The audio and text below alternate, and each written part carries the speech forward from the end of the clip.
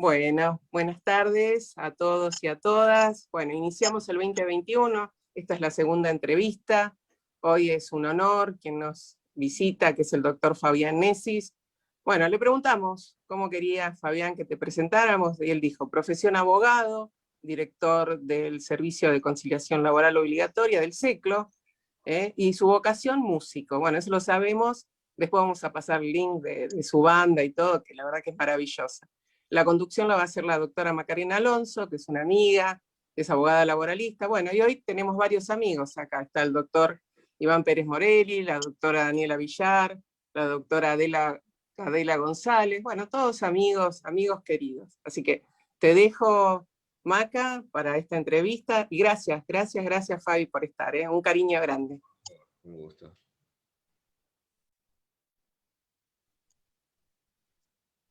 Bueno, ¿qué tal? Bueno, antes que nada agradecerle a Andrea, agradecerte por esta oportunidad de seguir haciendo este ciclo, que la verdad que es muy enriquecedor para todos los colegas, que bueno, lo comenzamos el año pasado y realmente, bueno, este año arrancamos con todo ya el lunes, así que bueno, muy, muy contenta de seguir participando y bueno, y agradecida también al doctor Fabián Nesis, bueno, que nos está dando esta entrevista. Y lo primero que te voy a preguntar, Fabián, es lo que siempre preguntamos, es ¿por qué elegiste la profesión de abogado y por qué específicamente elegiste el derecho del trabajo? Bueno, hola Macarena, gracias por tutearme primero. Eh, en realidad la profesión de abogado la decidí a partir de un modelo. En el colegio comercial donde yo estudié, teníamos un profe que era abogado, que nos daba instrucción cívica, se llamaba en esa época derecho forense, y la verdad eran esos tipos que humanamente uno rescataba, muy cercano. Nos fuimos enterando que era abogado, nos contaba algunos de sus casos, y en un momento nosotros tuvimos allá por el año 74 la alternativa de que se habían rearmado lo que en su momento fueron los Juegos Evita, que eran juegos interescolares, que la verdad que yo nunca había participado, porque obviamente lo que había antecedido a esa época eran dictaduras, y por lo tanto eso no existía. Y cuando nos anotamos, obviamente, a mí, como buen pibe de barrio, me gustaba y mucho jugar al fútbol, hicimos un equipo y él nos venía a dirigir de algún modo, nos venía a acompañar. Él era un dirigente de Chacarita, me acuerdo, no tenía mucho que ver con el equipo que uno quería, pero muy cercano, y era un tipo humanamente increíble. Y la verdad que cuando en quinto año empecé a decidir por dónde iba, dije, no, no tengo dudas, voy por el derecho. Ese es el modelo. Mi modelo fue, yo no tenía nadie, ningún familiar abogado, ni nada que se le parezca.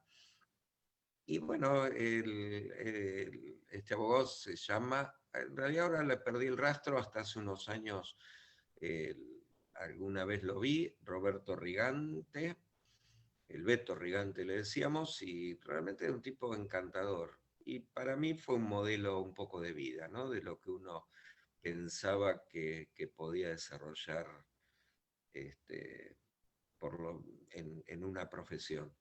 Eh, Hice muy rápido la carrera, en realidad fue del 76 al 81, no eran los mejores años.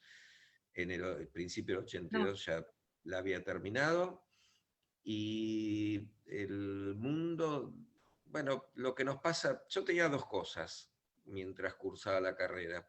La primera, que me llamaba la atención que los docentes nos desalentaban mucho en la profesión. Qué mala época que les toca, eh, Claro. la profesión de abogado realmente es ingrata, no sirve.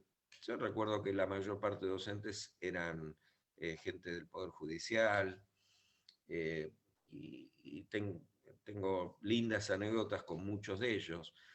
Y la realidad es que cuando uno sale de la universidad, un poquitito es tratar de hacer lo que puede, sobre todo cuando no hay no hay un soporte de profesionales familiares.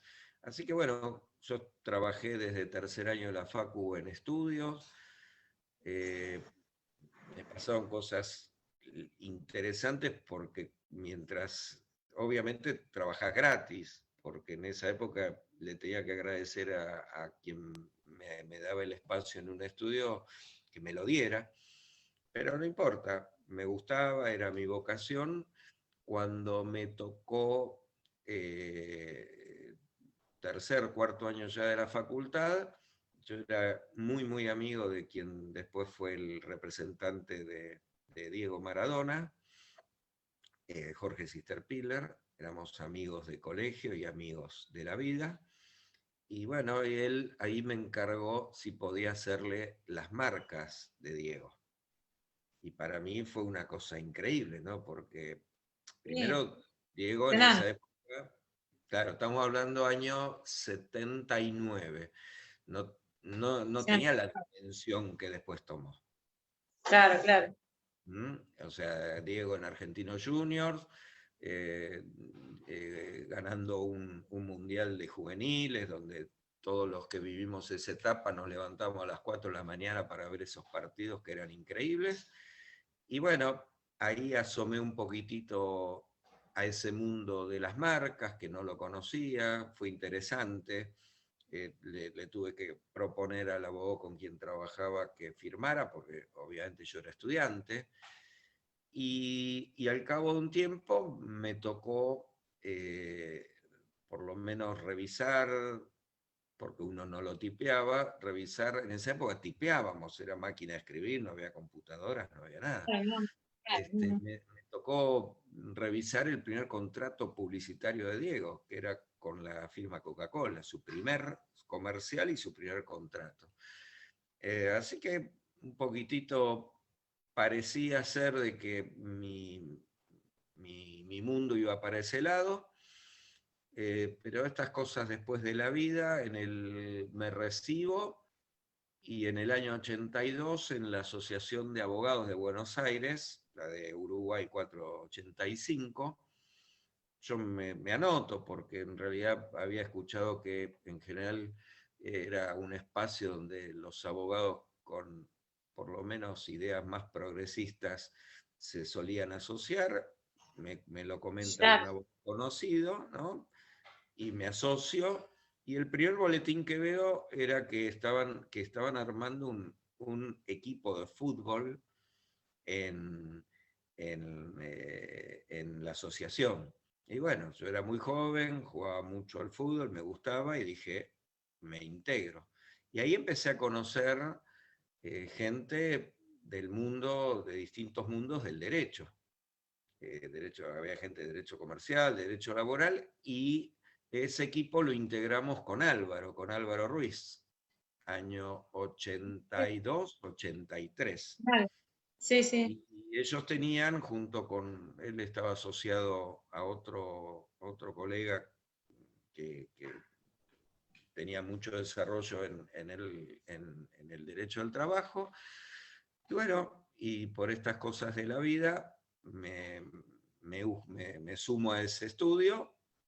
Álvaro después deja el estudio, hace su propio proyecto y yo me quedo haciendo derecho laboral exclusivamente desde ese estudio y bueno, desde mucho trabajo. La verdad que debo reconocer que estaba bárbaro, pero era mucho trabajo, con estudios en periferia de Buenos Aires, del conurbano, y también un estudio en la zona de La Boca, porque en esa época había una planta muy grande de alpargatas, y Claro. nosotros estábamos a media cuadra, así que había mucho trabajo. Así que bueno, muy joven, pero muy joven empecé de casualidad, me gustó la especialidad, me gustó lo que implicaba, ¿no? Nosotros defendíamos solamente trabajadores. Ah, Y bueno, también era una época donde se salía del proceso y no era tan sencillo. Eh, Realmente cantidad de anécdotas, porque los inicios de la democracia, muchos empresarios, sobre todo en el conurbano, seguían siendo patrones de estancia. Y cuando Eso algo no les... pensaba, ¿Cómo? eso pensaba cuando estabas relatando la historia, tu carrera, ¿no? Digo, justo qué periodo tan difícil para estudiar, y también pensaba cómo se insertaba el derecho laboral en ese contexto, ¿no? De tanta prohibición, de toda bueno, todo eso lo que ya sabemos que fue terrible de la dictadura, ¿no? Los sindicatos, la prohibición, la persecución, ¿no? Digo, qué complicado para ser estudiante en esa época. Estaba pensando eso. Sí, me da la impresión de que me parece que para los que lo ejercieron el derecho laboral en esa época fue mucho más complicado. O sea, yo lo empiezo a Claro, sí. ejercer en el 83 y el inicio de la democracia de algún modo fue un bálsamo para todo eso. No obstante, nosotros hacíamos reclamos ante fábricas del conurbano, fábricas de la zona, y todavía los dueños de las fábricas no terminaban de darse cuenta que se había terminado un proceso y venía una etapa democrática, y además que era muy incipiente y todo muy en pañales. O sea, nosotros tuvimos alternativas donde el dueño de la fábrica pasaba por la puerta del estudio, ahí cerca de la zona de Lanús, y pasaba con una escopeta, porque seguían pensando y actuando como lo hicieron, como lo hacían anteriormente. Y todo eso nada más que porque reclamábamos los derechos de su gente. En esa época había muchísimo, pero muchísima contingencia de siniestro. O sea, las fábricas, ahí en esa zona tenía muchas curtiembres, y las curtiembres eran exportadoras, y la realidad es que les importaba nada la salud de sus trabajadores, en las condiciones que trabajaban, y realmente era muy cruel ver en qué situación una persona después de 20 años trabajaba en una curtiembre y cómo quedaba. Y bueno, en esa época era la famosa ley 9688, Sí. que tenía un espacio de cobertura bastante acotado, pero no obstante era un espacio de cobertura. Por aquella época y unos años previos empezó a extenderse la idea de la aplicación de la responsabilidad civil en los accidentes de trabajo, sobre lo cual, digamos, se trabajó mucho con resultados variados al principio y con mejores resultados después. De hecho, fue toda una corriente del derecho civil, donde empezamos a estudiar mucho derecho civil a partir de los riesgos laborales. Y muchísimos laboralistas y muchos catedráticos empezaron a entender de que no se podía trabajar, empezamos a entender que no se podía trabajar separadamente el derecho del trabajo con el derecho civil, que era una Claro, no locura. podía tener el mismo derecho por ser trabajador, ¿no? Es un absurdo, tener menos derecho por ser trabajador. Sí, y además una normativa muy resistida desde muchos aspectos. Claro. Entonces, bueno, y ahí, viste que, o sea, yo de algún modo entendí que lo que los profes me decían, lo difícil que era la profesión, lo mal que nos iba a ir, que nos dediquemos a otra cosa, porque había cosas mejores, más redituables, me di cuenta que no, que la vocación estaba por encima de todo. Me juré que el día que fuera docente, porque también me gustaba mucho de algún modo la docencia, iba a ser exactamente lo contrario. Exactamente lo contrario. Y bueno, después... Docente, ¿no? ¿Cómo, Actualmente cómo? sos docente de la UBA, ¿no? Actualmente. Sí, sí, yo entro a la UBA de la mano de una queridísima funcionaria del Poder Judicial, que hoy no está y que era amiga de todos, creo, de Dora Temis. y Dora me invita a la cátedra. Empiezo con la cátedra de Fernández Madrid, que éramos muchos, y muy abierto, y una cátedra increíble, increíble. Estaba Álvaro también en esa cátedra, Roberto Pompa, gente, la verdad, muy, muy valiosa.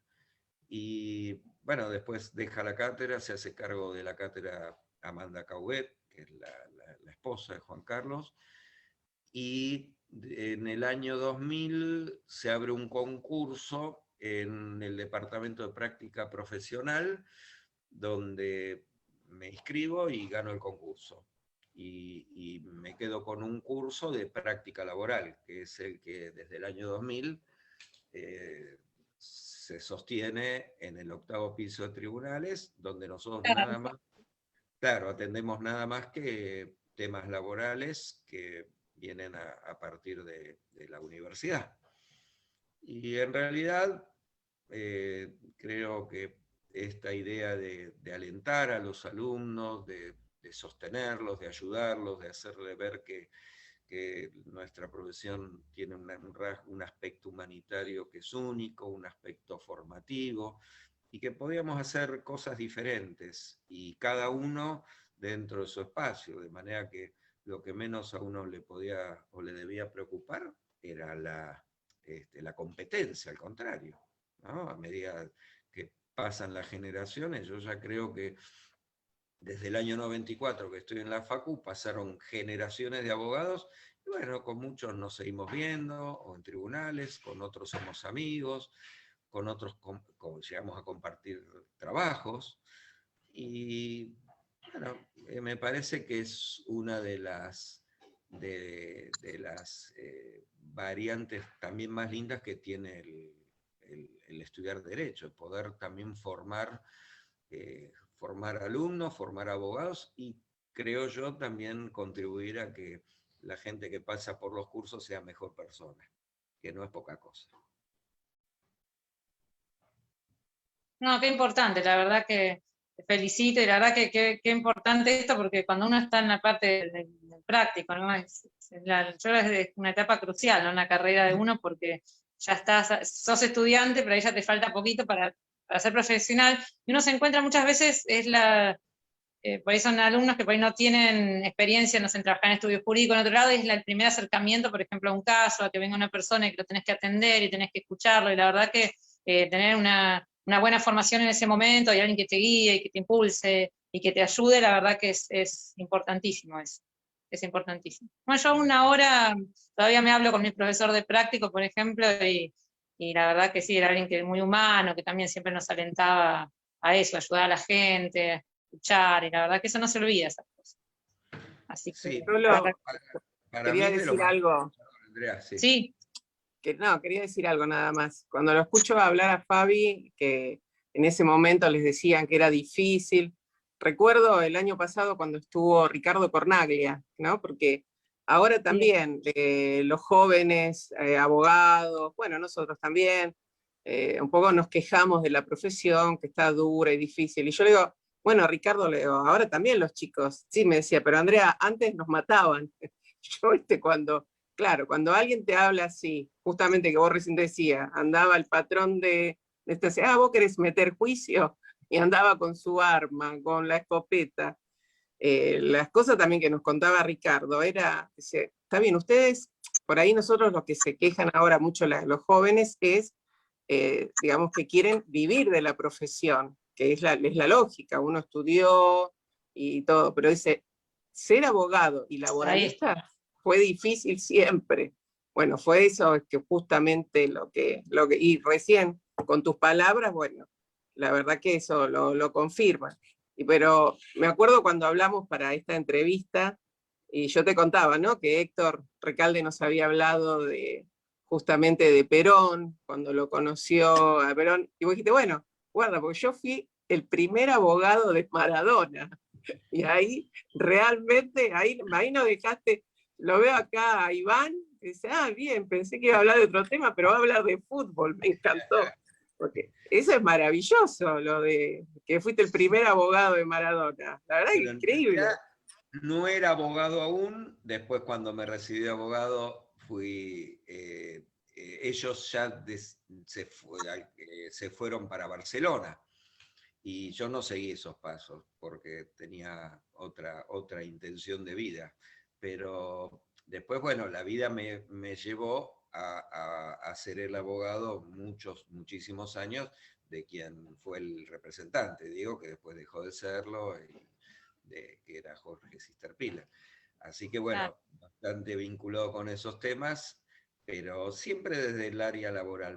No me corrí nunca a otros espacios. El mundo de los jugadores de fútbol es un mundo bastante complejo, hay gente muy especializada en eso y la verdad que siempre pensé que lo tenían que hacer los especialistas. El tema del estatuto del futbolista es muy complejo y el mundo del fútbol es muy complejo y no era un espacio que demasiado a mí me seducía. Me gustaba mucho más el mundo del derecho laboral, diríamos, de base, y me sigue gustando ir al estudio, me sigue gustando ir a la facu, no me interesa, digamos, los concursos de cargos superiores, porque a mí me gusta estar con los alumnos continuamente, o la mayor parte que mis obligaciones me lo permiten.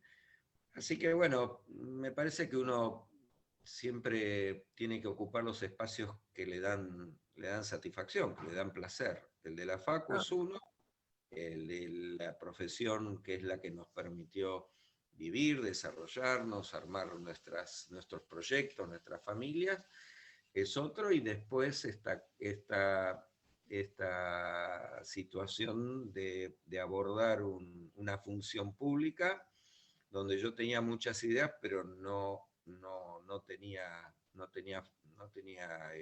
experiencia en la función. Pero anda muy, muy bien el ciclo, la verdad, cómo se Bueno, van, al menos todas las audiencias que he tenido, cómo se fue ayornando con toda la parte de lo virtual. La verdad, Muy los bien. conciliadores muy bien, muy bien. Así que bueno, es un tema que todos, vos la decís, verdad es Fabián que Lesis y es Seclo, así que... esta vuelta, o sea, yo empecé el ciclo en el 2008, también, junto a Álvaro, bajo el Ministerio de Tomada y Claro. Noemí. Y la verdad que placer, un lujo, la gente que trabajaba en ese espacio increíble. Y yo fui con un proyecto que fue el proyecto de algún modo de informatizar lo más que podamos. Yo siempre fui bastante obsesivo con estos temas de la tecnología, entonces tenía el proyecto, pero había que materializarlo. El ministerio le pareció bueno el proyecto, aportó obviamente los recursos humanos y económicos, pocos, porque no era un proyecto que implicaba no era un gran presupuesto, al contrario. Imaginen que cuando yo llegué al Seclo, que era ahí en Callao 110, ¿se acuerdan Callao y Mitre? Las Sí, colas sí. daban vuelta hasta Riobamba, para que a la gente le den un número para sortear una audiencia. Como yo los vivía, los sufría, porque toda mi vida he sido abogado a pie, en general nos conocemos todos, nos vemos, sabemos dónde estamos. Yo decía, esto es una locura. Teníamos los coleros, los que cobraban para hacer cola, teníamos de todo. Había todo lo que teníamos, arbolitos en las espontáneas, que eran colegas que iban con su facturero a prestarse a una audiencia, a asesorar o a patrocinar a alguien que no conocía. Y como uno lo conocía de adentro, lo que planteé, digo, miren, no hay cosa mejor que tratar de pelearlo conociendo de adentro. Y además, la mejor forma de transparentar esto es tecnología pura y ligereza. O sea, en la medida que un trámite tarda mucho, puede dar lugar a sistemas de corrupción, porque siempre va a aparecer el influyente que va a querer prometer otra cosa, o un turno anterior, o un tiempo más rápido. Entonces nos parecía que una cuestión de transparencia era esa. Yo apenas llegué, me querían matar, me acuerdo, yo estaba en el primer piso, ahí en Callao, y me querían venir a matar los comerciantes de ahí de Mitre porque la gente le tapaba las vidrieras. Y yo bajaba y lo miraba y digo, tiene razón. Entonces le pedíamos a la gente que las vidrieras ¿no? Haga el espacio de 8,66 sin cola y siguiera, pero la cola se me iba cada vez más lejos.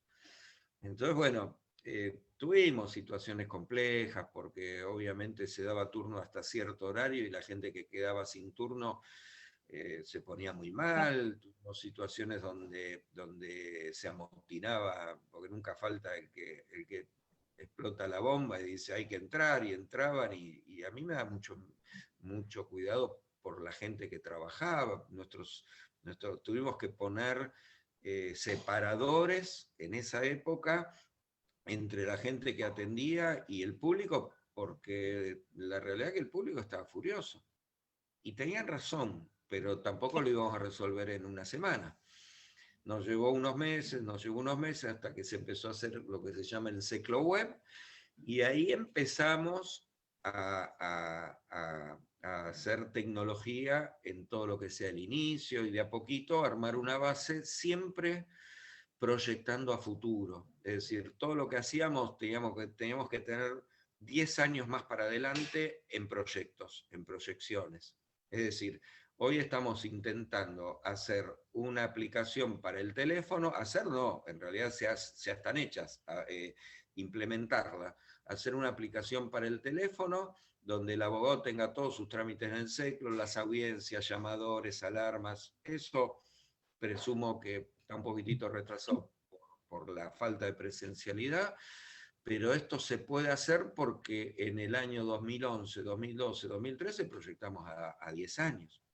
Pensamos todo lo demás que podíamos ir incorporando, escuchamos técnicos, informáticos, el departamento de informática del ministerio es increíble, la gente que lo maneja son increíbles, los que trabajan, y además tuve la suerte que conmigo se llevaba muy bien. Entonces todo lo que le pedíamos lo hacían. Y lo que me pedían a mí los abogados, me llamaban los colegas de las asociaciones, de los grupos de las corrientes de abogados, me decían, sería bueno esto. Y la verdad, lo tomamos y lo fuimos implementando. Y de a poquito, todo lo que hoy tenemos ofreciendo como sistema, a mí lo único que me había llamado la atención, yo en diciembre del 2015 decidí por razones propias, obvias y personales, dejar la función. Y cuando me convocan en junio del 2020, en realidad mi mayor preocupación era por qué el ciclo prácticamente, teniendo las herramientas, se había discontinuado. O sea que no había mucha posibilidad de iniciar, no había un flujo de intercambio con todos los sectores que interactúan. Tenemos que hablar con los abogados, con las asociaciones, con los conciliadores, con la gente del sistema. Y bueno, yo asumí, en realidad me nombra el 15 de julio de 2020, en medio de la pandemia, todo virtual, lo cual es más complicado, reconozco. Y dijimos, en 15 días salimos.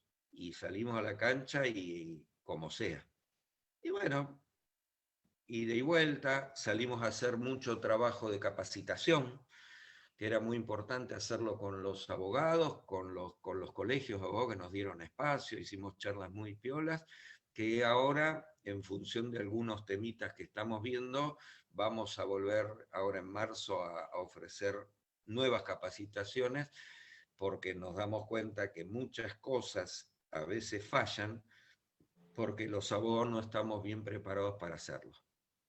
Claro. O sea, necesitamos bajarle elementos a los colegas para que realmente mejoren su incorporación de datos, de documentos en el sistema, y que lo nuestro sea mucho más sencillo. Esto hoy ya estuve armando un poco una programación, la vamos a tratar de ir trabajando con los distintos colegios de abogados, y mejorar lo que hoy está. Y cuando salga una aplicación, en los teléfonos va a ser obviamente un buen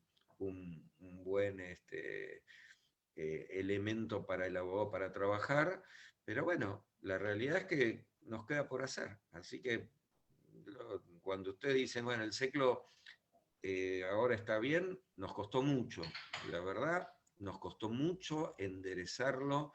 El trabajo en noviembre, diciembre fue fatal porque nos dábamos cuenta que teníamos atraso, no podía ser, y teníamos gente que no podía trabajar porque tenía la exención por temas de salud, o porque tenía chicos escolarizados.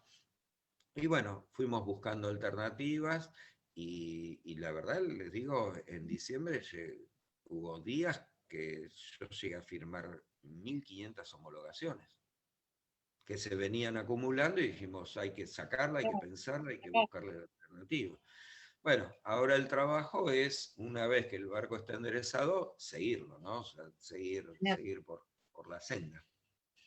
Qué importante esto que señalás, tanto como cuando iniciaste en el SECLO tu gestión y luego cuando te reincorporaste en el 2020, esto de abogado de a pie que conoce, estar del otro lado, porque muchas veces un funcionario al no saber por ahí lo que pasamos los abogados de a pie, por ahí ve las cosas de otra manera, y no saber por ahí lo que es hacer una fila, lo que es tardar un montón para iniciar algo, eso yo creo que es importantísimo, ¿no? De ponerse en el lugar del otro y saber los problemas que realmente hay y cómo se pueden solucionar.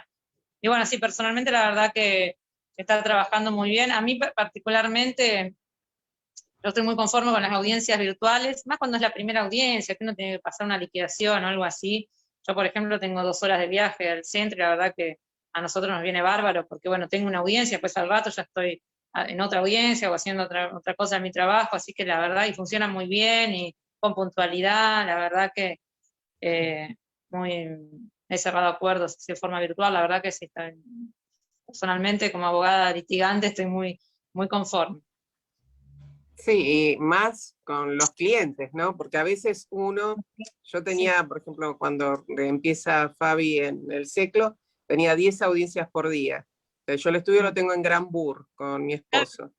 Y me iba, pero yo ya me quedaba para las 10 audiencias, pero mis clientes, pobres, tenían que ir, tenían que tomar el tren, tardaban un montón. Bueno, ahora ni hablar, porque si no son personales esenciales no pueden tomar el tren, XXX.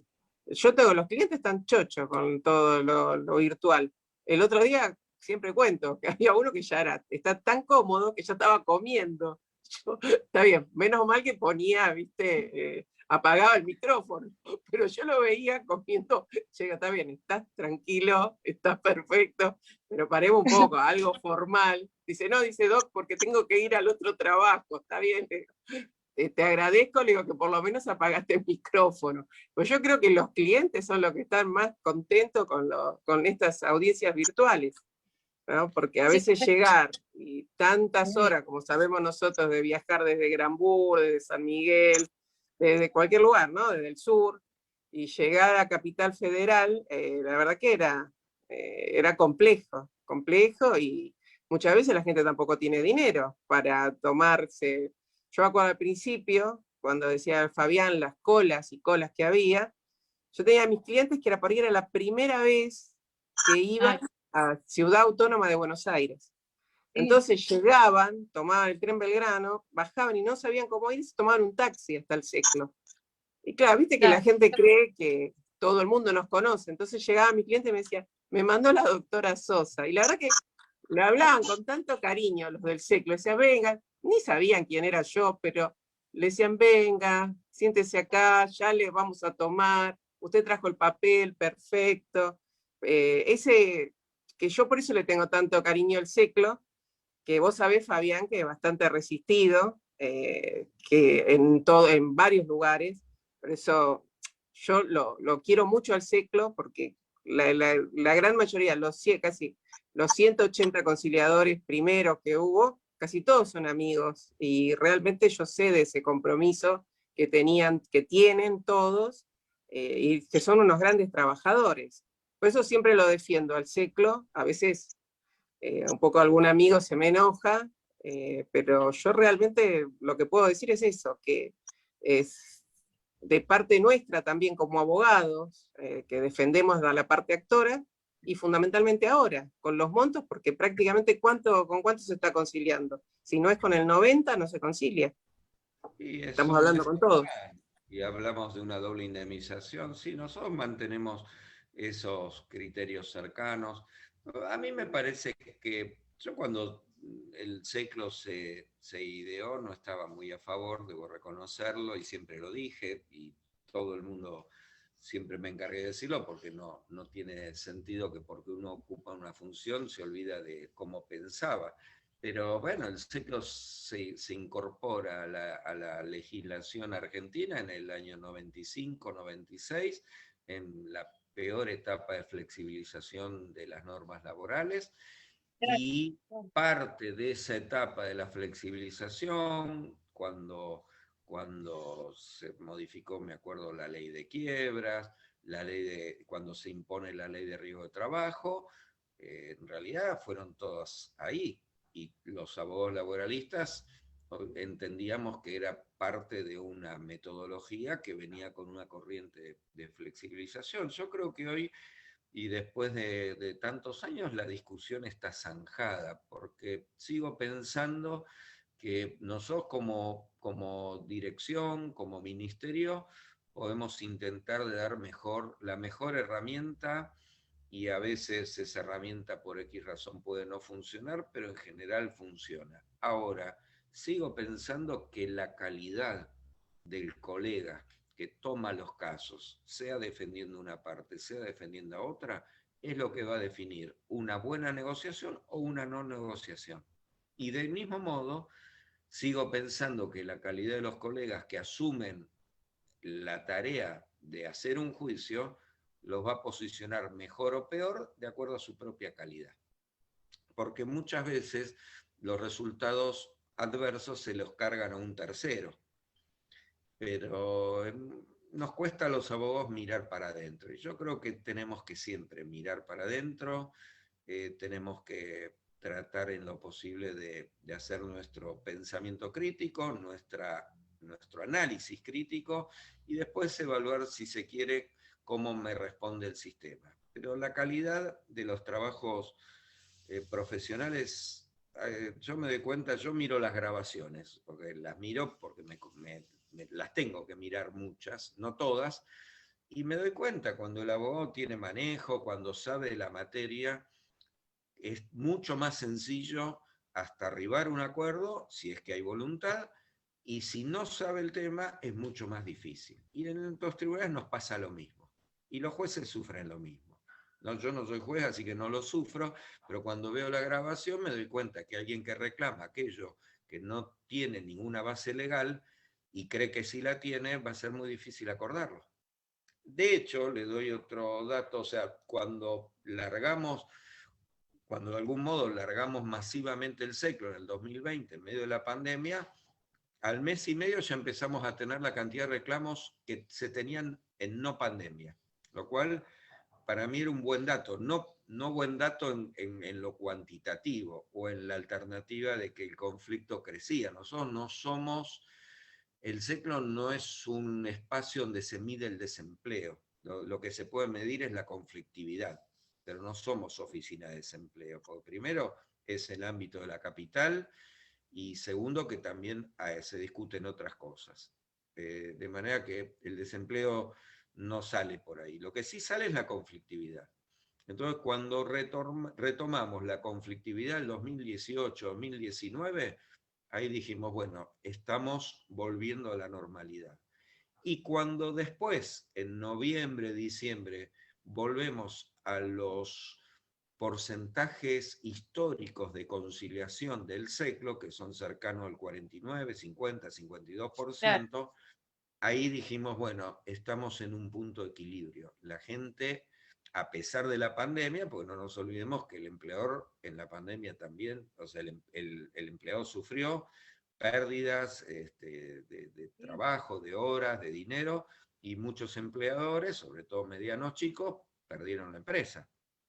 Y a pesar de todo, pareciera ser que en noviembre, diciembre dio un envión para que muchos se animen a cerrar los temas y volver al porcentual histórico que yo tenga recuerdo, que era cerca mitad por mitad. O sea, si se inician 10.000 ciclos obligatorios, 5.000 se conciliaban y 5.000, algunos, la mayoría pasaban a la justicia y otros no, por X razones, de incompetencia o porque entendían que no daba la cosa.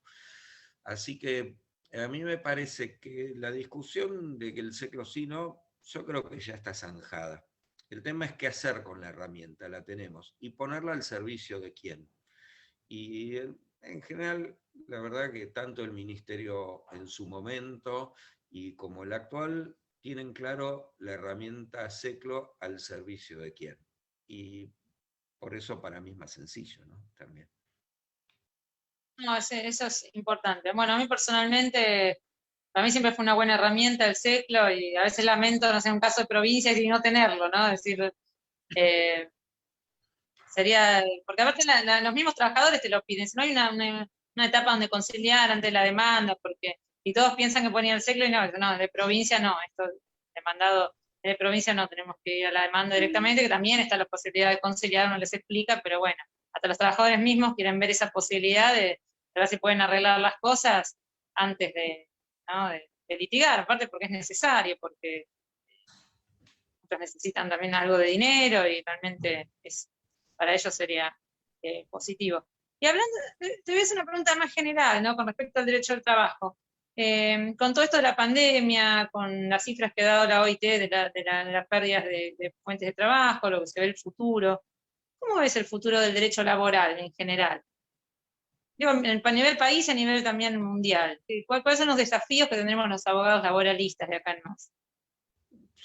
O sea, mi sensación es que todavía de la pandemia, de lo que podríamos decir del campo de batalla, todavía no tenemos todo terminado.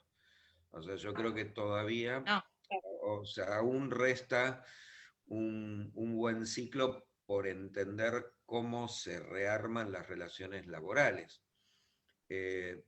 No me animaría a hacerlo en función de conflictividad, sino creo que, vos dijiste bien, Macarena, los nuevos desafíos. Los nuevos desafíos tienen que integrar necesariamente tecnología, trabajos hogareños y bueno, estar muy atentos con las limitaciones, estar muy atentos con las pautas. O sea, a mí me consta, y no porque yo lo exija, pero me consta que en mi dirección, yo en diciembre recibía dictámenes para firmar sábados a las 11 de la noche, domingos a las 6 de la tarde, y no porque yo lo pidiera, sino porque, bueno, había una necesidad de tratar de poner al día todo, pero eso hay que ser muy cuidadoso, porque yo sé del esfuerzo, el compromiso de la gente que lo hace, pero también sé que detrás del trabajo hay vida y no podemos dejar que el teletrabajo o el home office o como lo querramos denominar, nos invada en nuestra esfera privada. De todos modos, vienen épocas de mucho desafío y me da la impresión de que va a venir una etapa de desarrollo de producción necesaria. Bueno, eso generará nuevos puestos de trabajo, se irán reconvirtiendo y creo también que el desafío o el abogado laboralista va a tener que empezar a entender cómo van a funcionar esas situaciones y estudiar mucho, porque si algo que no podemos dejar de hacer es estudiar. Las nuevas relaciones, los nuevos vínculos van a necesitar que los abogados nos formemos. Y no formarnos con un artículo de un diario de la mañana o un diario en red. Formarnos con la norma. A mí me llamó mucho la atención que durante la pandemia se dictaron cantidad de decretos. Y Sí. muchos colegas no los leían. Entonces nos discutían cosas y me mandaban mail, y yo decía, ¿por qué no le decreto esto y después lo volvemos a charlar? Entonces, va a ser este fue un año, el pasado, de mucha normativa de emergencia. Estimo que va a haber algún tipo de normativa de fondo que va a reemplazar la de emergencia, porque no vamos a poder estar continuamente regidos por la emergencia, pero vamos a tener que todos estudiar mucho, vamos a tener que entender cómo funcionan las relaciones laborales, y bueno, eso yo creo que es un desafío que el nuevo laboralista va a tener que hacer. Yo he recibido quejas de algunos colegas, tipos capaz de mi edad, más grandes, qué sé yo, que entendían o me hicieron planteos que era inconstitucional hacer audiencias virtuales porque el trabajador no tiene conectividad en muchos casos, lo cual puede ser cierto. Bueno, la realidad nos ha enseñado que a veces los trabajadores o los empleadores, aún chicos, saben manejarse mejor con el teléfono que nosotros, lo cual es un dato, ¿no? Y el otro aspecto que creo que hay que también considerar, que son herramientas que ya no podemos dejar de lado. O sea, esto ya está instaurado, tenemos que adaptarnos, francamente no creo que afecte ningún derecho constitucional, y si algún trabajador o algún empleador no pudiera conectarse, lo que fuera, la verdad tenemos remedios para eso, y para eso también tenemos los colegas. O sea, el abogado lo puede cubrir. De hecho, para evitar que el trámite sea engorroso, nosotros dictamos, creo que en julio, en agosto, una disposición donde el acta de cierre la haga el conciliador. Antes los hacían ir al trabajador, se pierde el día de trabajo, al abogado, a veces, como vos decís, Macarena, tenés 2 horas de viaje para ir a una audiencia que no va nadie y se hace un acta de cierre. Entonces, realmente no tenga sentido. Bueno, yo firmé una disposición, una resolución, donde el conciliador lo puede hacer, hicimos una especie de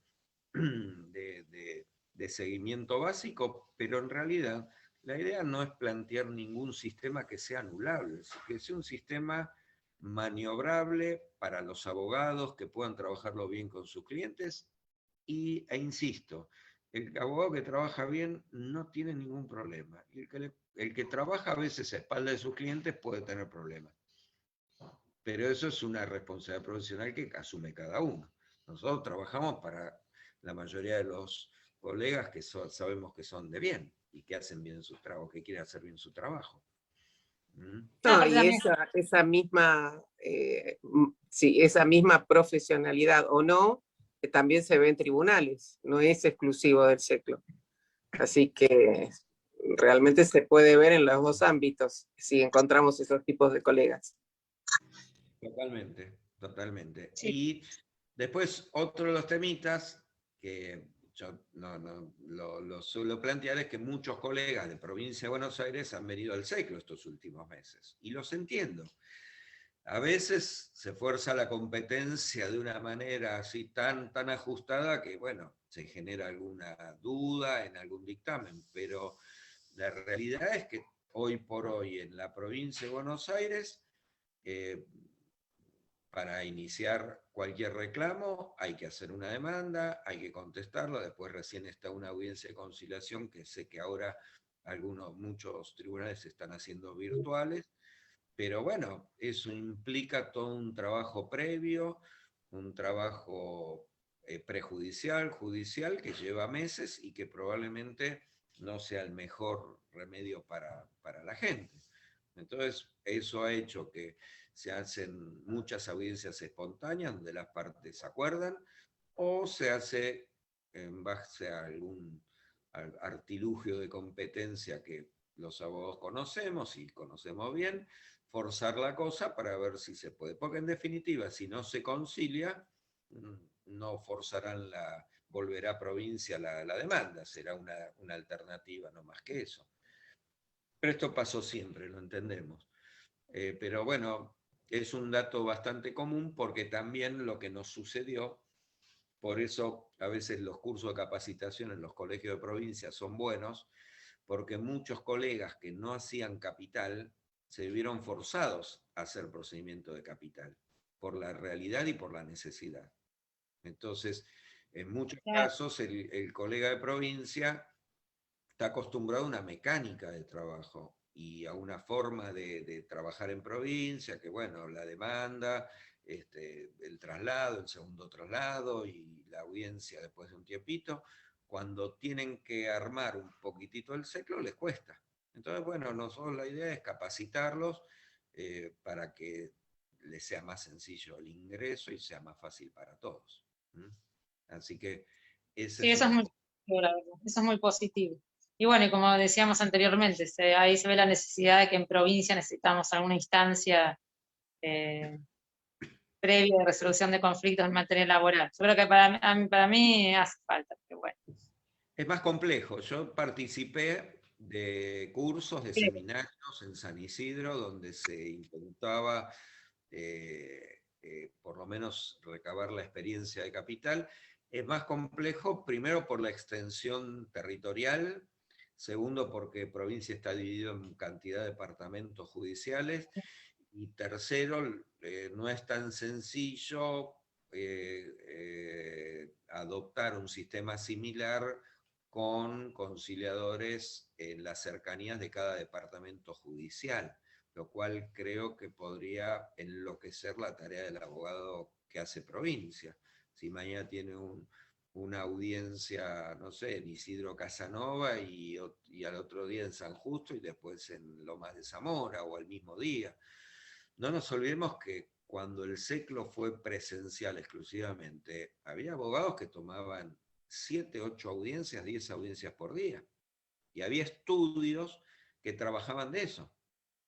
claro. Y esto lo hacían, tenían su gente, sus equipos, sus abogados nobles, pero en la provincia es más complicado porque la cuestión de la extensión territorial es muy grande. ¿Sí?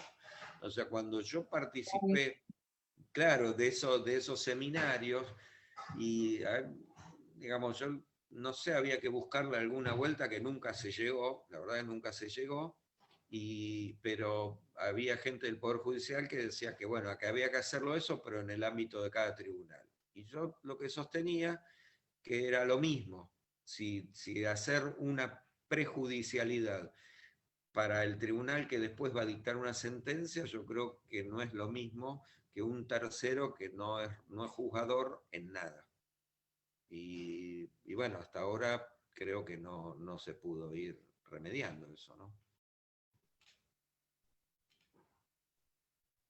Sí, es un tema complejo y bueno, ojalá que por ahí con esto de la virtualidad y todo eso se puede lograr otra alternativa. Ahora, A si le ver, parece, cambiamos el tema y vamos a la parte de la música y que nos cuentes cómo fue que iniciaste tu carrera en la música, cuándo empezaste a tocar la guitarra de tu banda, contanos eso, y cómo también, cómo tornás esta tarea de abogado con la de músico, ¿no? bueno, en realidad está bueno porque yo vengo de una familia donde solamente ir a la escuela no alcanzaba, teníamos que hacer otras cosas. Eh, en general, alguna inclinación artística había que buscar. En el caso mío concreto, yo fui sobrino de una conocidísima poetisa argentina, que era Alejandra Pizarnik, la hermana de mi madre, y bueno, medio el mandato familiar era que los chicos tenían que hacer otra cosa. A mí me calzaron un guitarrón enorme a los 7 años que me costaba llevarlo por la calle, iba a un conservatorio, en esa época eran conservatorios aburridos, ¿no? Porque se estudiaba teoría, solfeo, pero me gustaba. Y entonces iba a tomar los cursos y después tuve un profesor que venía a casa. Claro que a mí me empezaba a gustar un poco más grande otra música, me enseñaba folclore, y más allá de las piezas clásicas que se estudian en guitarra, pero no me gustaba mucho estudiar, así la teoría, me gustaba más jugar. La guitarra también es un lindo juguete, es un lindo juego. Y después, cuando fui avanzando en edad, cuando termino primer año del colegio secundario, mi viejo me quiere compensar para que no me lleve ninguna materia, ¿no? Porque los padres no querían que sus hijos lleven materias a diciembre y a marzo, y me regala una guitarra eléctrica y un equipo de guitarra, esos grandotes de que había en esa época, válvula, y que hacían mucho ruido. Y bueno, ahí empezó a darle a la viola eléctrica, y con gente del barrio, con muchachos chicos del barrio, ellos, y amigos de amigos, empezamos a armar una banda que tenía la desgracia, mi viejo, que ensayábamos en el comedor de mi casa.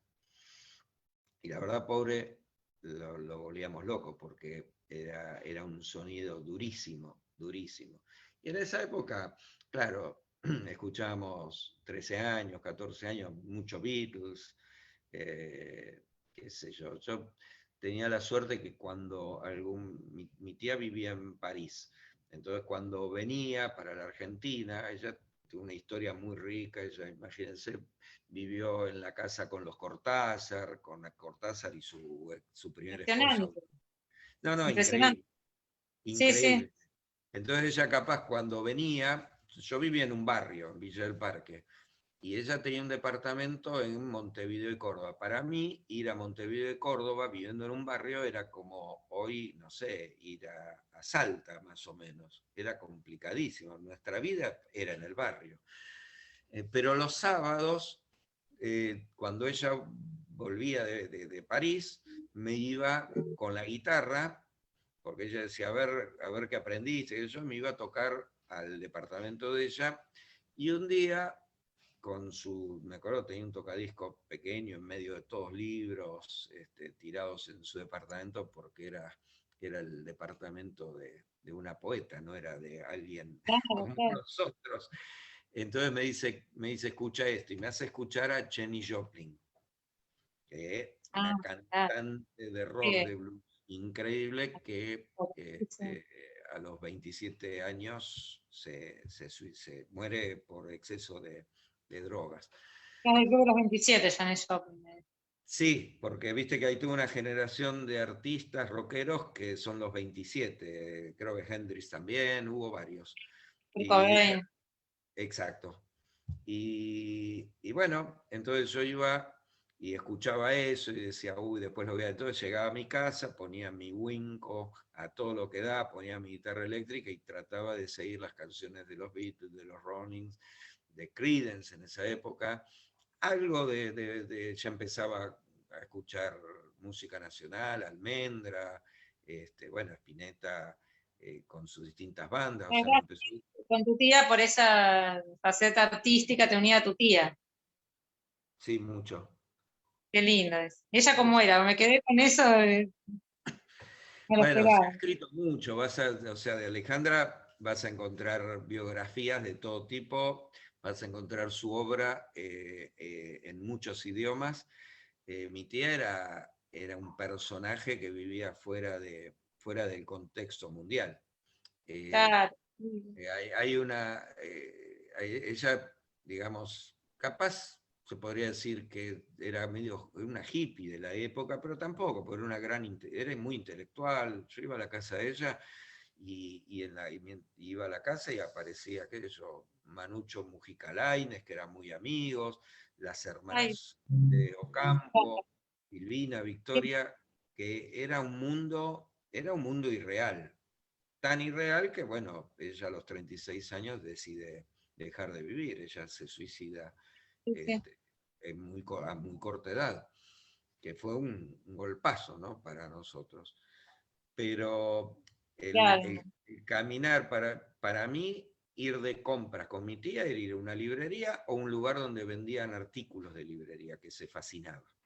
Y además, caminar por Avenida Santa Fe con un personaje que era totalmente distinto a la media. Hay una anécdota que está en una biografía de ella, que cuentan que una amiga de ella, que creo que también era escritora, iba caminando por Santa Fe con ella, y claro, mi tía se vestía de una manera que no le importaba nada, y de golpe capaz usó unos anteojos de sol grandes, pero anteojos de sol al fin, y la gente la miraba, y ella le decía a la amiga, mirá qué rara que está la gente en Argentina, que ven gente con anteojos y te miran. Que en realidad no era eso, era toda su postura, su forma, diría, poco burguesa, ¿no? Era lo anti. Así que bueno, eso fue un poquitito, diría, lo que uno va entendiendo que por mandato familiar te marca. Entonces, la música empezó a ocupar un espacio interesante. Por supuesto, cuando yo le planteaba a mis padres que mi vida pasaba por la música y quería hacer músico, la respuesta era no, hay que estudiar, en esta casa se estudia. Era como algo, un hobby lo podías hacer, pero no vivido eso. Hoy, eso, los padres, por lo menos desde mi generación, y creo que mucho más hoy, dejamos como que los chicos elijan su vida mucho más libremente. A nosotros nos marcaban, el camino era estudiar, si querés tocar, pero hay que estudiar. Y de hecho, bueno, yo a los 23 años me recibo abogado. Pero siempre paralelamente seguí con el tema musical. Hay una etapa que los que hemos sido padres nos cuesta mucho, ¿no? Contemporizar crianza de hijos con la profesión. Aparte, la verdad que la profesión a mí en toda esa etapa me demandaba muchísimas horas por día y fines de semana, porque uno vivía para el derecho y para trabajar, y era a la mañana 6 audiencias en tribunales, después ir al estudio, volver a la noche. Así que yo siempre, cuando me pongo a formar, nos pusimos a formar un grupo, después tocábamos en la casa de otro amigo y así habíamos armado una banda de rock. En esa época, estoy hablando años 74, 75, era un rock pesado, que eso, nos gustaban un poco las canciones de protesta. Y un día nos enteramos que había un concurso, un concurso, una muestra, en el colegio, creo que es el La Salle, el que está ahí en la calle Riobamba y Tucumán, o Riobamba y Lavalle. Entonces, con el baterista de la banda decidimos armar un dúo.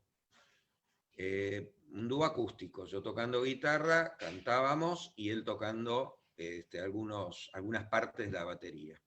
Y nos presentamos. Y un poquitito nos dimos cuenta, estábamos fuera un poco de órbita, pues nosotros para presentarnos habíamos tomado una canción que le habíamos sacado la letra a un cantante brasilero de esa época, que se llama Jair Rodríguez. Y empezaba la canción diciendo: zapato de pobre es la tierra, la vida no tiene solución. La casa del rico es un palacio, la casa del pobre algo peor. Ahí fue cuando levantamos un poco la mirada, y las primeras filas, que eran los papás de los estudiantes de ese colegio, los papás, la mamá, los curas, qué sé yo, se miraban entre ellos. Y después la segunda estrofa decía: el rico trabaja todo el día, no tiene tiempo para gozar, pero yo sufro solo de día, de noche con mi mujer voy a estar. Y ahí se acabó el tema. Nos empezó a tirar de todo. Claro, no. Fue una experiencia cortísima, riquísima, pero cortísima. Nos dimos cuenta que ese no era el ámbito para las canciones de protesta. Muy divertido. Nuestros amigos nos venían a cubrir, porque no sé de dónde sacaron tomate, pero aparecieron unos tomates por arriba del escenario. Eso que le tiran tomates, lo viví. No sé si era porque éramos malos o por otra cosa. Fue debut y despedida, ¿viste? Los otros grupos cantaban, Beatles, James Taylor, qué sé yo, nosotros nos largamos con esto, no medimos, la verdad que fue un acto un poco de rebeldía, pero bueno, anécdota de la vida que está buena. Y después, después empezamos a armar bandas donde tocábamos en fiestas, esas cosas que está bueno, está divertido y nos gustaba. Así que ahí hacíamos música nacional, que en esa época la llamábamos la música comercial o complaciente, o la otra era la música progresiva, era la de, qué sé yo, la de Arcoiris, la de Mi Vida. Yo capaz estoy hablando de cosas que alguno que esté escuchando va a decir de qué habla el tipo. O escuchamos Pink Floyd, Cream, qué sé yo, todo ese tipo de música, pero mezclábamos todo y armábamos lo que podíamos.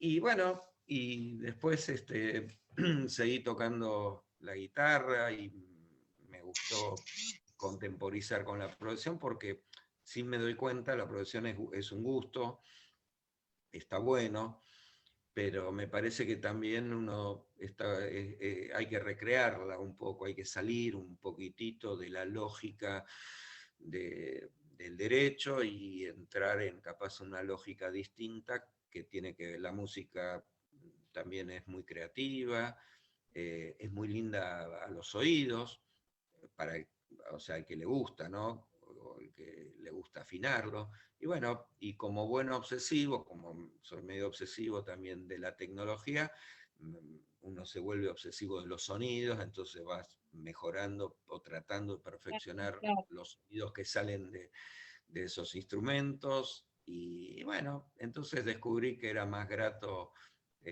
tener instrumentos que tener coches, qué sé yo, tener buenos códigos, grandes coches, no sé, cantidades. Así que bueno, ahí empezamos con esa alternativa y hace 2 añitos más o menos, un amigo, yo en realidad me propuso integrar una banda que ya estaban formando, pero que en realidad tenían 2 guitarristas. Y yo cuando era chico en una banda había tocado bajo también, entonces dije, voy a tocar bajo, eso que vos mostraste en la foto, que ahí es un bajo. Parece una guitarra, pero es un bajo. Entonces me puse a estudiar bajo, me conseguí un profe, un pibe divino, que lo conozco hace mucho, Pablo Martín, que es un crack, y además ha sido bajista de grandes grupos, y bueno, y empecé a estudiarlo, como puedo lo voy trabajando, y en esa banda, que se llama La Warnes, porque ensayamos en la calle Warnes, la Warnes Brothers, nos pusimos a hacer cosas de rock nacional y todo eso. Y la verdad, hasta que vino la pandemia estaba bárbaro, porque nos presentamos, íbamos a tocar a lugares y estaba buenísimo y nos divertíamos. Sí, sí, sí, sí, se genera una enorme camaradería con los otros integrantes de la banda, con otra gente que hace música. La música, la verdad que tiene una cosa que es increíble, por lo menos para aquellos que no somos músicos profesionales, que no competimos, capaz cuando el negocio es otro es distinto. Nosotros nos divertimos mucho y además, por lo que la gente que le iba escuchando les gustaba mucho cómo sonaba. Así que el 2020 fue malo en eso porque decidimos cuidarnos entre nosotros y ser respetuosos de las normas, y no pudimos juntarnos a ensayar, porque viste, ensayás en un lugar pequeño. Claro, claro, sí, sí. Y además no nos parecía razonable en medio de una pandemia parecer ensayando, haciendo ruido. Así que esperamos con ciertos protocolos Volver al juego. y volver porque es muy entretenido, es muy divertido y yo creo que es una caricia siempre al alma, ¿no? Poder hacer eso y compartirlo. Para mí lo más lindo es la cosa compartida, tocar con otra gente. Me tocó en el 19 tocar con una gente increíble, que ellos se habían armado para un evento, y la verdad que disfrutás tanto y bueno, te dormís de otra manera. Así que, bueno, No, es cierto esto que decís de nuestra profesión, que está bueno tener un escape, digamos, como uno a veces es algo tan estructurado, tan fuera que uno le gusta, y uno le gusta investigar, y uno le gusta ponerle todo a los casos. uno vive con plazos, con vencimientos, es una profesión estructurada. Esto de tener una vía de escape por el arte, que puede ser, en mi caso, por ejemplo, es la radio. Yo soy productora de radio, estudié después, o sea, es algo que encontré. Uno a veces necesita eso y también, en un punto también hace que el otro también lo hagas mejor, porque tenés la cabeza, te distraes, haces otra cosa, así que la verdad que es buenísimo esto. Sí, Y además, cuando, por ejemplo, perdón. entre los colegas, para los que no saben que sos músico o algo, ¿cómo lo sorprende o no? Bueno, en general, siempre como músico sos un buen abogado y viceversa. Y viceversa. No, y con muchos colegas, la verdad que yo también tengo la suerte de tener muchísimos colegas amigos, y los que tal vez no son tan amigos conmigo han sido muy generosos en todo sentido. Así que muchos, cuando los cruzo, le digo, ¿qué tenés que hacer el viernes? Toco en tal lado y después vienen. Y está bueno, porque nos damos cuenta que, qué sé yo, la vida no es solamente inclusive tengo abogados que hemos sido contrarios, donde podemos compartir eso y nadie regala nada, ni tiene que ser mal interpretado, porque Claro. es parte de lo que me parece que uno tiene que también transmitir a las nuevas generaciones, esta cosa de gato-perro, si sos mi adversario, sos mi enemigo. Eh, Tenemos que también desde la Facu, tenemos que desactivar esa alternativa, que el abogado de la otra parte es mi enemigo, que lo tengo que matar, que esto, que lo trato mal, o que me trata mal. Me parece que eso es una tarea que nosotros en nuestro curso, como los tenemos un año a los estudiantes, les bajamos mucha línea. Esta cosa de pensar de que el abogado del otro es mi enemigo, acá está adverso. Bueno, si en definitiva el otro es distinto, pero yo no tengo, no, nosotros tratamos en lo posible que el trabajo sea profesional. Y si de paso hay un rasgo, diríamos, humanístico, donde podemos acordar algo, está bárbaro. O sea, no tiene nada de malo. Me voy dando cuenta, y lo advertimos en las generaciones que están llegando a la Facu, o por lo menos al final del proceso, que vienen con toda una idea que yo creo que tiene que ver con lo que absorben en los medios, con los Medios, que, ¿no? ¿no? Con los estereotipos de abogados que se le muestran en los medios. O Tal sea, cual, tal. nosotros siempre empiezan el curso y les nombramos los estereotipos de los abogados mediáticos y decimos, bueno, nosotros no somos nada de eso. No tenemos nada que ver con eso. O sea, podemos tener esta charla, lo cual es algo entre colegas, pero el personaje no lo trabajamos desde esa manera, lo trabajamos desde la humildad, desde el conocimiento y desde la posibilidad de cerrar un tema ganando, perdiendo y darse la mano, porque creo que es la única posibilidad. O sea, no podemos estar, está bien, capaz en algún punto algún colega puede decir, bueno, pero yo no recibí eso. Es cierto, a veces pasa que a pesar de que uno cree que la profesión es eso, recibe otra cosa. Bueno, allá ellos, la verdad. Tampoco serán mis amigos, ¿no? Ni de ustedes, presumo. ¿Mm? No, pasa que uno tiene que ir con otra postura. Para mí me ha pasado también de chocarme con colegas que vienen en esa postura de pelear, de discutir, de ver, yo tengo o ese típico que grita, porque pensando, y no, un abogado que grita no es mejor abogado. Y a veces hasta los mismos clientes dicen, no, pero se puede, es más fuerte. Y no, a ver, que yo grite en una audiencia para demostrarle a mi cliente que soy fuerte, no quiere decir ni que tenga la razón, ni que después me va a dar la razón, ni que... Al contrario, yo creo que cuando mejor, a veces uno cuando mejor se puede llevar con el colega de la otra parte, es más fácil poder llegar a una solución.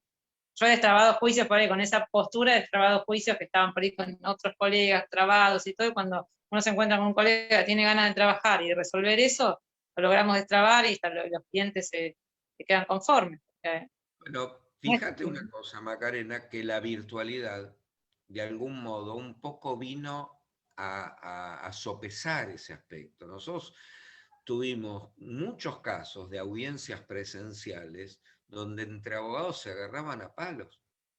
Tuvimos casos de audiencia donde mataron una conciliadora y a su secretario en el año Sí, recuerdo. 2009. Tuvimos casos de El secretario era abogado también, Jorge era abogado. Era, Tanto Marta como claro, Marta Jorge. Charafi y Jorge. Está- Marta era mi socia, estaba Ah, en Granbur conmigo. no, porque Sí, sí, sí, ella estaba ya con otra colega que era sí, conciliadora en el estudio de Paraguay y Florida. Porque yo sí, fui sí, sí, a su con desorden, varios con, estaba, sí, con varios conciliadores.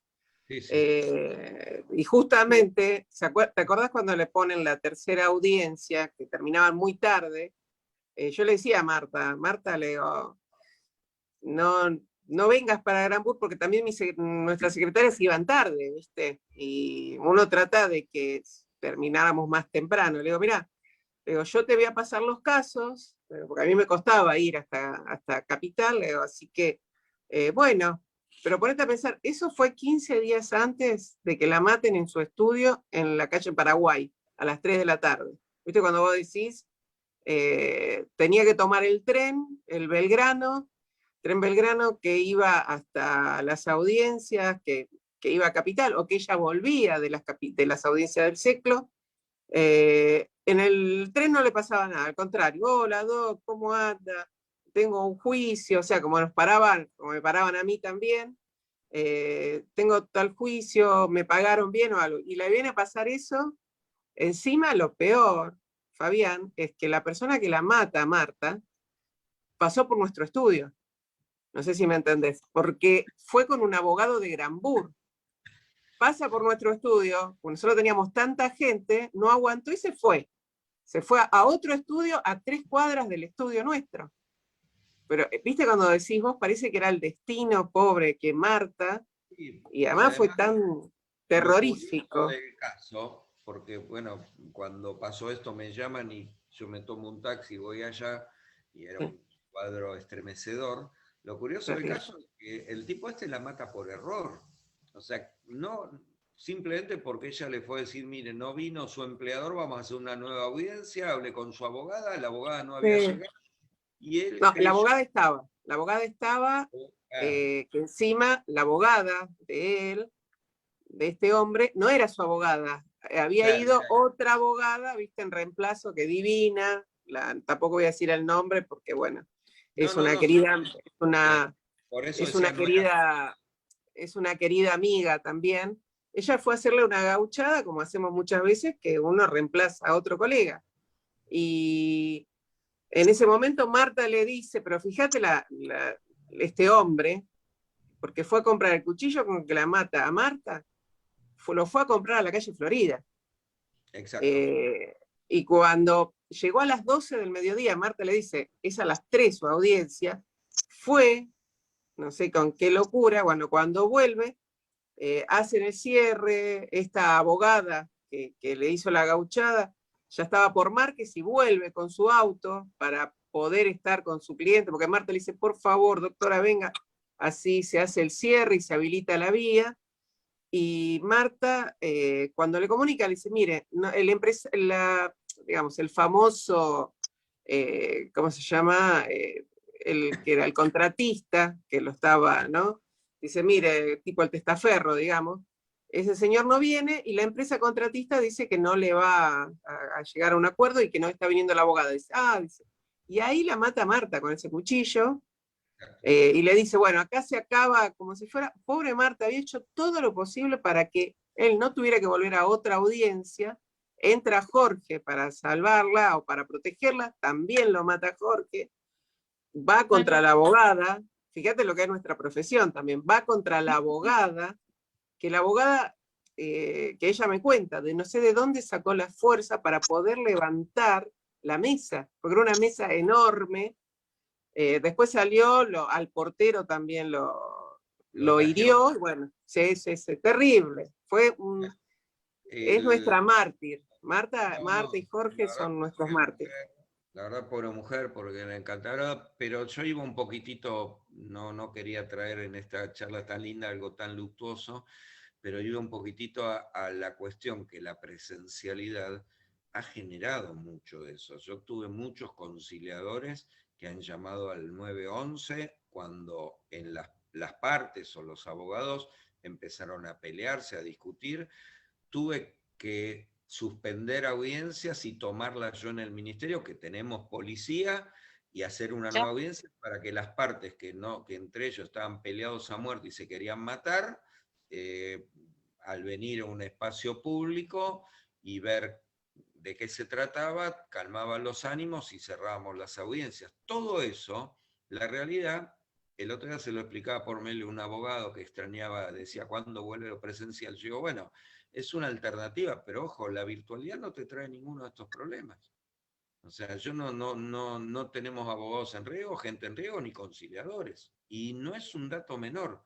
En una sociedad medio exasperada, en un terreno donde mucha gente va a quedar muy herida, yo creo que también es un dato que nosotros tenemos que plantearnos estratégicamente. No, y además, después de lo que ocurrió con Marta, a mí me pasó que, bueno, un demandado, un empleador, tampoco voy a decir quién es, de una empresa muy importante, me dijo, dice, doctora, culpa suya, yo me separé de mi esposa porque me hacen juicio, XX, dice, ¿y usted sabe lo que le pasó a esa conciliadora? Y medio que me amenazó, porque después de lo que le ocurrió a Marta, medio que a todos nos decía, mire que lo que pasó, y es verdad lo que dice Fabián, la gente está muy mal, la gente está muy mal. Etapa de mucho miedo, sobre todo algunas conciliadoras, y bueno, desde donde pudimos salimos a ayudar, a apoyar, pasó, pero bueno, estas cosas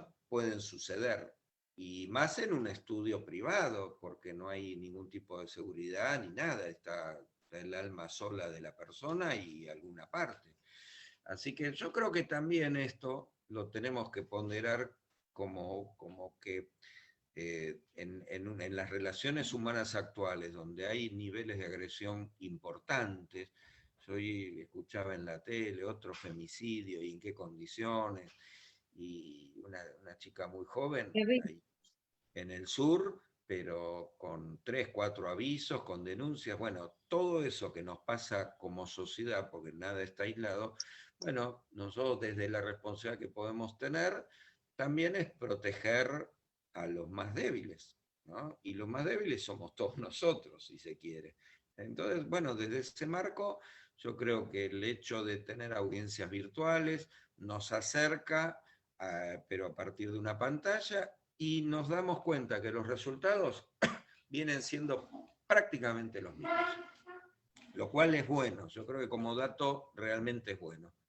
Bueno, después habrá que ver cuando se instaure la presencialidad, cómo lo trabajamos, porque yo sigo pensando que para el abogado trabajar desde su estudio, hacer una audiencia de su casa, de su quinta, donde sea, o del sindicato, la verdad que es impagable.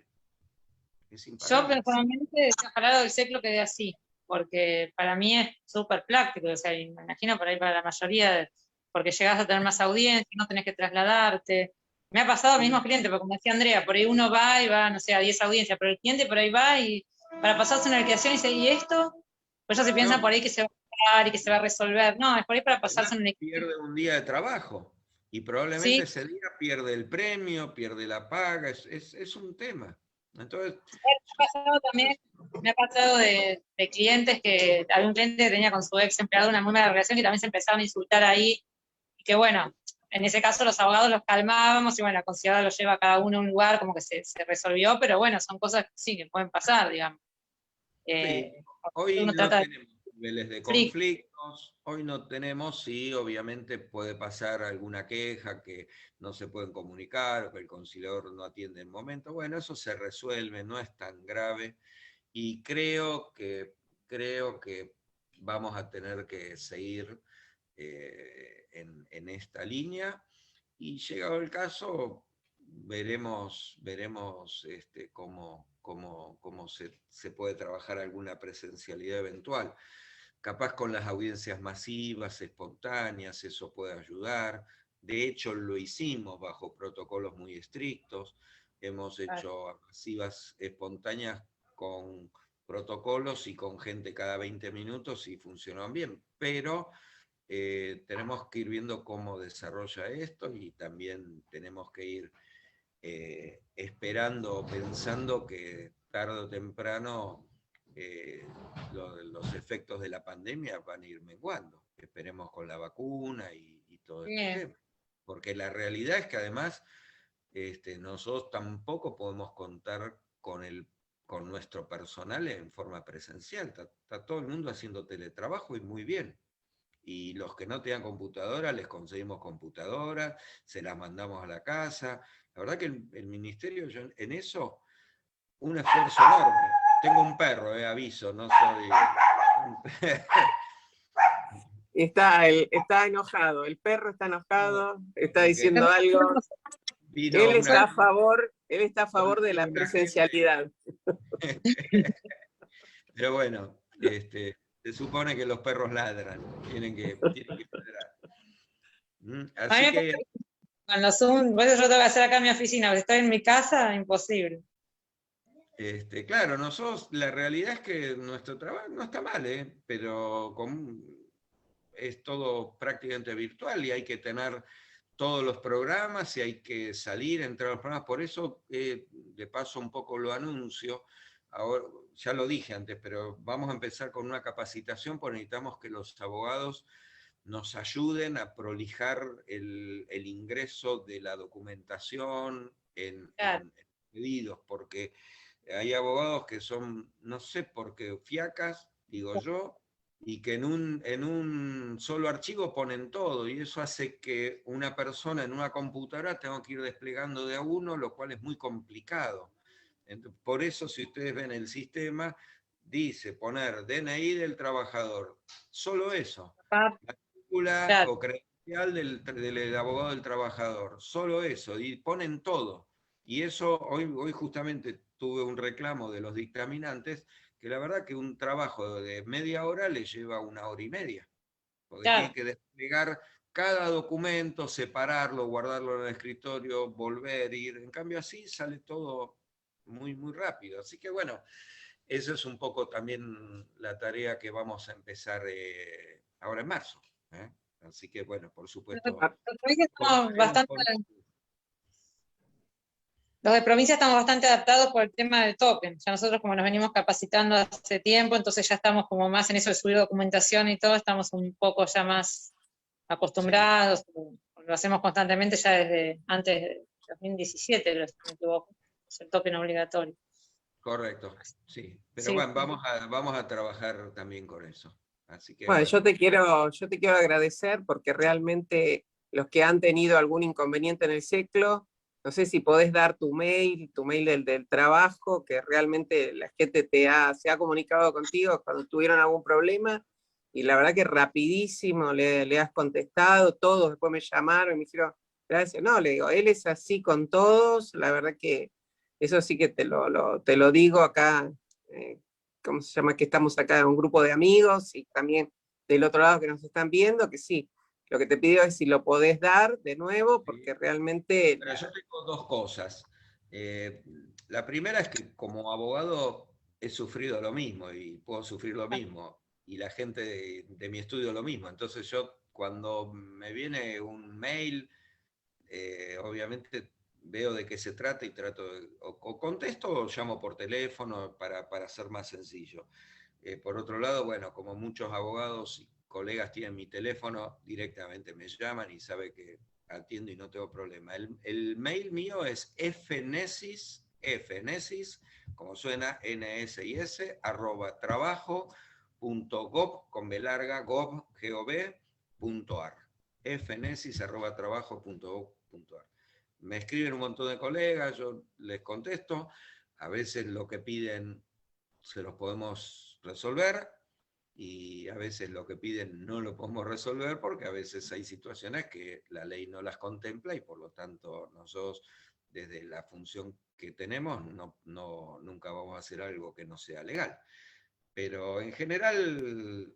No, muchas veces las consultas son, justo se me quedó colgada una audiencia, está tardando mucho para homologar, más que nada esa, casi siempre me suspendieron la audiencia, yo qué sé, la espontánea, pero la verdad que después todos tienen resultados positivos. En realidad, todos cuando pasan lo tratamos de resolver, porque yo creo que la función que tenemos es resolver los problemas, no generarlos. Entonces, el que llama, el que manda mail, tratamos de resolver los problemas. El hecho de la distancia no nos hace tener teléfonos de línea, porque no los tenemos. Pero sí tenemos los mails y bueno, las de consulta, y si no, directamente el mail mío. Siempre saben que los vamos o yo lo derivo, o lo llama otro, lo llamo yo, pero le buscamos la solución siempre, porque en realidad no sirve de nada tener un trámite dando vuelta. O sea, un expediente de SECLO es un expediente que nace para morir rápido, por acuerdo o sin acuerdo, pero no lo podemos tener 4 meses a una persona. La tenemos que tener lo menos que podemos. Hoy, lamentablemente, los tiempos de audiencia son un poco largos porque tenemos un listado de pocos conciliadores.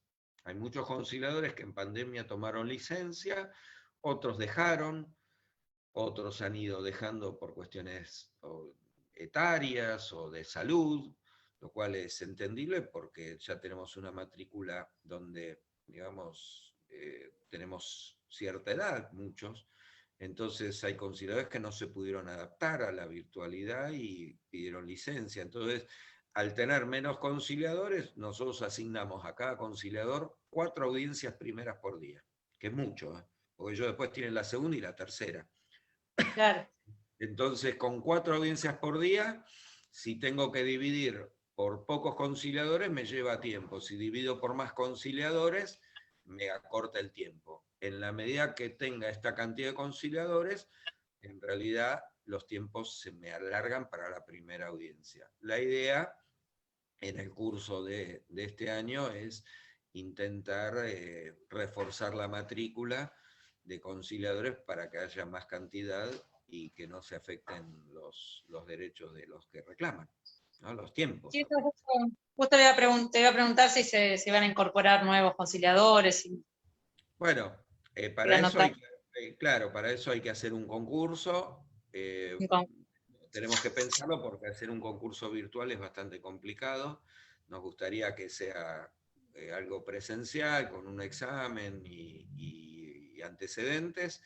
Y bueno, y además no tenemos que poner algunos, no tantos, y presumo que va a haber muchos interesados. Entonces ahí tendremos que ver bien qué tipo de metodología usamos para que sea algo, claro, una selección adecuada, equilibrada, que no haya ningún tipo de duda al respecto y que los que ingresen nos ayuden, porque además después hay que formarlos tecnológicamente, con los sistemas nuestros, es un proceso, pero estamos con la idea. Bueno, la verdad que muy agradecida por esta entrevista, que bueno, no solamente hablamos del SECLO y su actividad como director del SECLO, sino bueno, todo un montón de anécdotas que tienen que ver con tu parte personal, y la verdad que es muy lindo conocer también la persona detrás del colega. Así que bueno, te agradezco muchísimo. No sé si Andrea quiere decir algo más, o algún colega que está ahí en el Zoom preguntar algo. No, justamente como recién Fabián manifestaba, ¿cuántos conciliadores hay en este momento, Fabián? Eso es... O sea, de los 180 originarios, ¿no? No, los 180 originales estás en la mitad, porque muchos ya no están más. Pensá claro, estamos hablando, ¿cuánto? 24 años ya del SECLO, ¿no? 24. Gente que dejó. Había un listado de suplentes que eran 50 y también se agotó el listado ese. Hay gente que dejó, hay gente que falleció, hay gente que sí. La pandemia hizo que muchos pidieran licencias largas por el hecho de no estar en su estudio y no poder hacerlos de su casa, lo cual es entendible, pero estamos trabajando con un número menor a los 100, lo cual... bueno, un montón. Claro, es un nivel de dificultad importante. Con el mismo nivel de conflicto y con la mitad de conciliadores. Bueno, es una ecuación matemática. Si vos tenés misma cantidad de reclamos y menos conciliadores, los tiempos se te alargan. tenemos que buscar la alternativa de cuándo hacerlo. Tal cual, tal cual. Bueno, yo digo lo mismo, la verdad que te agradezco, Fabián, porque sé que estás a full, más que nada con la banda, ya va a estar la vacuna, ya vamos a estar todos vacunados, así que vamos a ir a verte. Después pasamos el link, porque acá varios están pidiendo el link para escuchar lo de tu banda, la Warner, así que van a estar ahí todos. Gracias, Fabi. No sé si Daniela quería decir algo, Maca. Sí, La verdad que... yo quería decir una cosita nada más. En primer lugar, dar fe del buen servicio de la evacuación de consultas vía mail del CECLO, porque me tocó el año pasado con la pandemia que era imposible comunicarse con los conciliadores por vía telefónica, ya que al no asistir a sus estudios nadie atendía los teléfonos fijos, así que en varias oportunidades me comuniqué vía mail y me resolvieron mi inquietud inmediatamente. Y por otra parte, también relacionado a esta falta de comunicación que sufrimos con los mediadores a partir de la pandemia, entre los colegas habíamos circulado un listado de mails y de teléfonos celulares de mediadores, y íbamos incorporando los que cada uno tenía.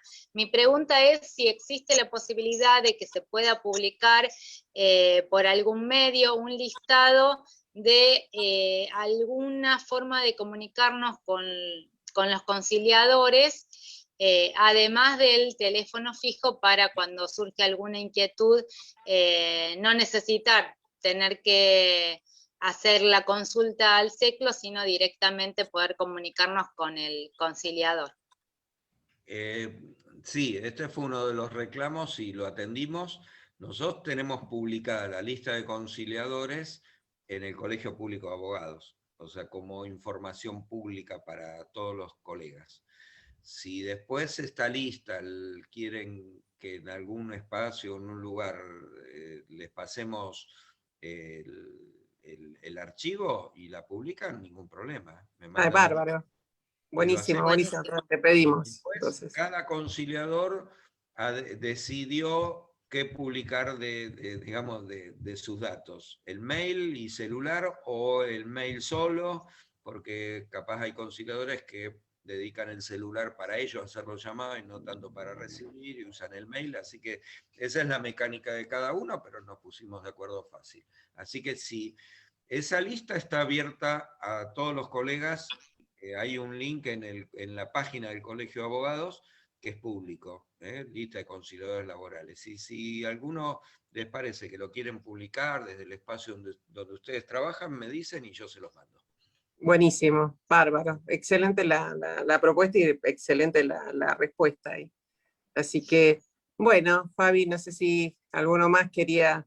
Ya aprovechamos que lo tenemos a Fabián, vamos a hacerle todas las preguntas. Y ahí lo molestamos todo el tiempo, además que es un placer tenerte. La verdad que siempre, donde estás, siempre realmente venís, das las explicaciones, ayudás, sos solidario, que eso es lo que digamos que te da ese extra que uno se pone contento. La verdad que gracias, Fabián. Bueno, como le digo, gracias a Macarena, acá que tenemos la segunda entrevista que tuvimos hoy. Y bueno, pero muchas gracias. Y nos vemos la semana que viene. Gracias, Fabi. Gracias. Y ya te vamos a estar molestando. Gracias. Gracias. Dios, Cariño. Gracias. Chao, hasta luego.